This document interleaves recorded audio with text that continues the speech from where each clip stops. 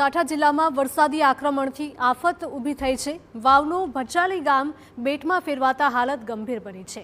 3 દિવસથી ભાચલી ગામમાં પાણી નથી ઓસર્યા। ગામમાં ચારે તરફ કમર અને ઘૂંટણ સમા પાણી ભરાયેલા છે। લોકો પોતાના ઘર છોડીને અન્ય સ્થળે જવા મજબૂર બન્યા છે। બેહાલ પરિસ્થિતિમાં લોકોએ તંત્ર પાસે સહાયની માંગ કરી। પૂરના કારણે અનેક પશુઓના મોત થયાનો લોકોનો દાવો છે।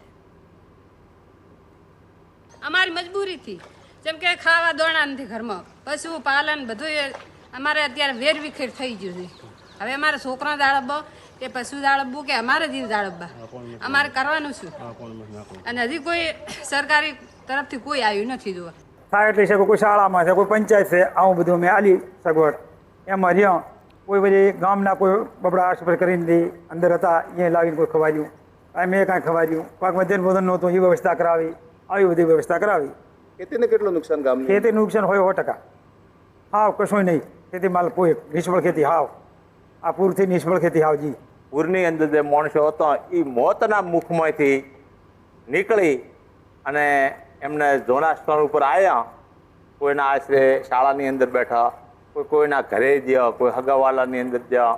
આવી પરિસ્થિતિની અંદર એક ભગવાનની કૃપા તે માણસની કોઈ જાનહાની થઈ નથી, પણ ગળાડૂબ પૂર કે જે આખી સીમતળ જે એક પાણીની અંદર બેટરૂપી બની ગયો છે।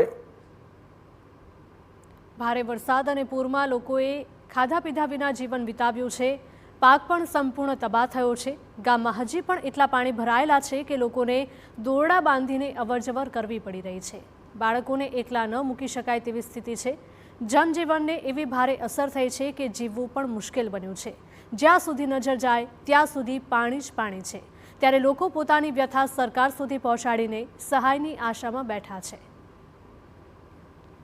બનાસકાંઠા જિલ્લાની અંદર વરસાદે તો 24 કલાક થયો છે, વિરામ લઈ લીધો છે, પરંતુ પરિસ્થિતિ છે તે અલગ પ્રકારની જોવા મળી રહી છે। ક્યાંક ને ક્યાંક સ્થાનિકોની મુશ્કેલીમાં કમી નથી થઈ। વરસાદે ભલે વિરામ લીધો, પણ આપ જે દ્રશ્યો જોઈ રહ્યા છો વાવ તાલુકાના ભાચલી ગામના છે। ભાચલી ગામની અંદર આપ દ્રશ્યોમાં જોઈ શકો છો તે ભાચલી ગામનો રબારીવાસ છે। રબારીવાસની અંદર 100 જેટલા પરિવારો વસવાટ કરતા હતા, પરંતુ જે વરસાદના પાણીએ તબાહી મચાઈ છે તેના કારણે પોતાનું ઘર વખરી, ઘર સામાન, જીવન જરૂરિયાતી ચીજ વસ્તુ પહેર્યા કપડે ઘર છોડીને ઘર બહાર જવાનો વારો આવ્યો છે કે જે ઊંચાણવાળા વિસ્તારની અંદર જે પહોંચ્યા છે તેને કારણે તેમને જે મુશ્કેલી વેઠવાનો વારો આવે। સાથે સાથે અહીંયા પશુઓના મોત થયા છે, આરોગ્યને લઈને ચિંતિત છે। સાથે સાથે અહીંના ગામની અંદર ગામના આગેવાનો, ગામના લોકો સાથે એમના પાસેથી જાણે છે કે જે વરસાદ પડ્યો, વરસાદ બાદ તેમની પરિસ્થિતિ કઈ રીતને શું કહેશો? વરસાદે વિરામ તો લઈ લીધો છે, પરંતુ તમારા ગામની અંદરથી નદી વહેતી હોય તેવા દ્રશ્યો છે, શું કહેશો? કેવી પરિસ્થિતિ? પરિસ્થિતિ ખૂબ જ કથળી છે।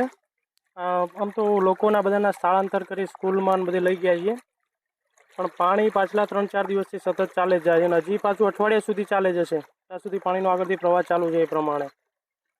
અને કોઈ ગામ આમ જોઈએ તો સંપર્ક વિહોણું જ હતું। ગઈકાલથી ઘણો મીડિયા અને તંત્ર ને બધા આવી શકે એવા રસ્તાઓ સાફ થોડા થયા છે એટલે આવી શકે છે, બાકી કોઈ સંપર્કમાં હતું જ નહીં। અલગ પાણી વહી રહ્યું છે રબારીવાસે, કેટલા લોકો વસવાટ કરતા હતા, ત્યાંને જે લોકો વસવાટ કરતા હતા મહિલાઓ, બાળકો, તેમની હાલત કેવી છે અને કઈ જગ્યાએ મૂકવામાં આવે? આમ તો જોવા જઈએ તો અહીંયા 101 પરિવારોના ઘર છે। પાણી અત્યારે થોડું ઓછું થયું છે, બાકી છાતી અમુક પાણી અડતું હતું અને પહેરા લુગડે અહીંથી બધાને સ્થળાંતર કરાયા છે।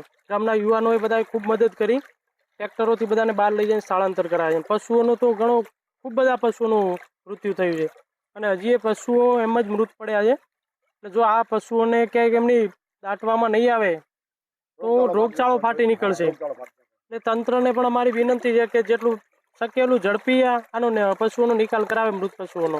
કેવા પ્રકારની તંત્ર પાસે આશા રાખી રહ્યા છો મદદની? કેવી મદદની આજે ભાચલી ગામની જરૂર છે? તંત્રમાં હાલમાં તો આ મૃત પશુઓનું ને એ વ્યવસ્થા કરાવે તો સારું છે। ખેતી જોવા જઈએ તો ખેતી બિલકુલ નિષ્ફળ છે અને આવનારી સિઝનમાં પણ કંઈ થશે નહીં, કારણ કે 3-1 મહિના સુધી પાણી ખેતરોમાં પડ્યા રહેશે। આમ જો જે ખાર આવી ગયેલો છે એટલે પાણી તો જવાના જ નથી અને જમીનો પણ નિષ્ફળ જાય આ પાણીના લીધે। અને બાકી તંત્ર જોડે હાલ એ અપેક્ષા રાખીએ છીએ ખેતી માટે કંઈ ખેડૂતોને મદદરૂપ થાય આગળ અને હાલમાં તત્કાલમાં પશુઓનો નિકાલ કરાવે જે મૃત થયા છે એમાં। આ હતા ભાચલી ગામના લોકોની પ્રથમ પ્રાયોરિટી, પ્રથમ માંગણી કરી છે પાકી સુવિધા હોવી જોઈએ, પશુઓનો નિકાલ થવો જોઈએ। સાથે સાથે જે લોકો પોતાનું ઘર વખરી પાણીમાં છોડી અને જે ઊંચાણવાળા વિસ્તારમાં જ્યાં ગયા છે ત્યાં તેમને જે જીવન જરૂરિયાતની રાહત પહોંચાડવામાં આવે તેવી માંગ છે. દિનેશ ઠાકોર, TV9, બનાસકાંઠા.